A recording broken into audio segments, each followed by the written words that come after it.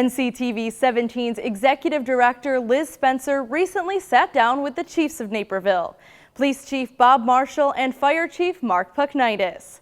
630 is now giving you the chance to meet the men behind the badge. Chief Marshall tells us a little bit more about the challenges facing our police force today. And we'll hear from Chief Pucknitis about how the department has improved through specialized fire department training. To watch the complete interviews, head over to the Naperville Notables page on our website at nctv17.com. So in 1971, you became a beat cop. In 1977. 77. So tell me, what was Naperville like? Well, we had 4 beats, population of around 40,000, very quiet community, bedroom community, but the growth is what excited me about coming to Naperville. Future possibilities, future positions. So since you've been chief, there's been a couple big challenges that come up.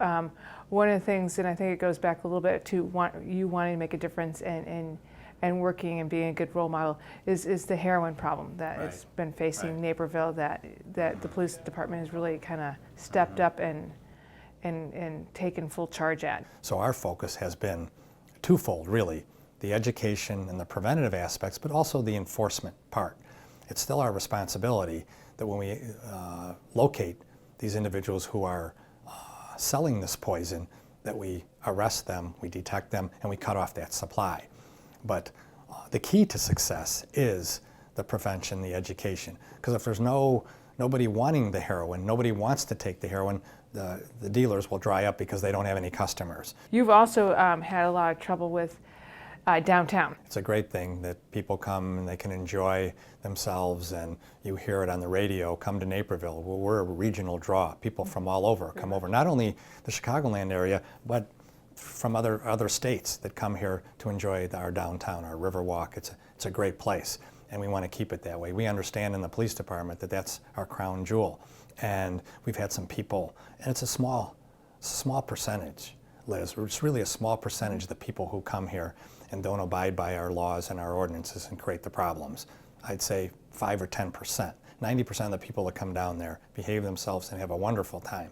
You have that small percentage that disrupt things. So one of the things I did when I first became chief is I looked at our downtown plan, and we revised our downtown plan to become more proactive in terms of our approach in the downtown. And by proactive, I mean being engaged with the owners of the establishments, and to work with them, work with some of our downtown groups, the downtown, the DNA, for example. The Restaurant Association has been very, very good.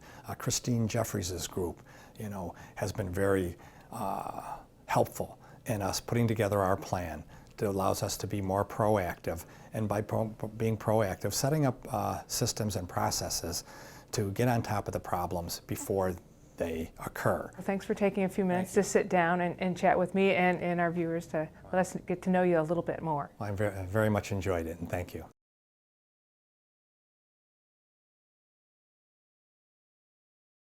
NCTV has been along on a lot of your training things because it's interesting, it's fascinating, and it's incredibly visual.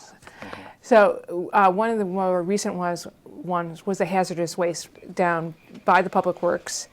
Tell me what goes into having those big training. I mean, those are really hugely involved. They're not tabletop. They're full suit, everything. Yeah.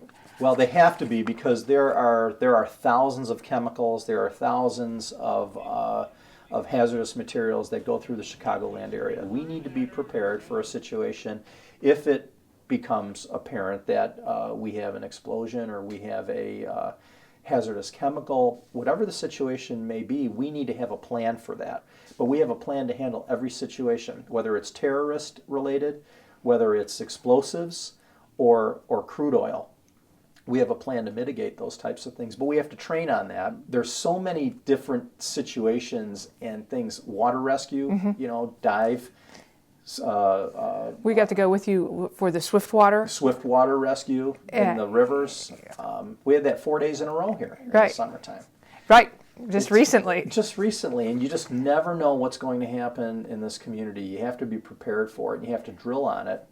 and you have to mobilize yourself quickly. If we have somebody in the water, we could literally within minutes get to the scene, have people underwater in a dive suit that has capacity to locate somebody and perform a rescue. One of the things that I think you have done well with too is embracing social issues, like joining in on the heroin epidemic here with the Narcan and helping that, or whether it be putting AEDs in people's hands for the latest. Why is that important? The concept is to get people out on the scene quickly with the proper equipment to get the job done. As we move further into time here, the goal really is to get the public citizen to do something more. And as you know, from time to time, I'll give a Fire Chief Citizen Award to people that are doing things just with their bare hands. They're either pulling people out of cars, they're doing CPR, they're using an AED, they're using the Heimlich maneuver to alleviate a choke victim.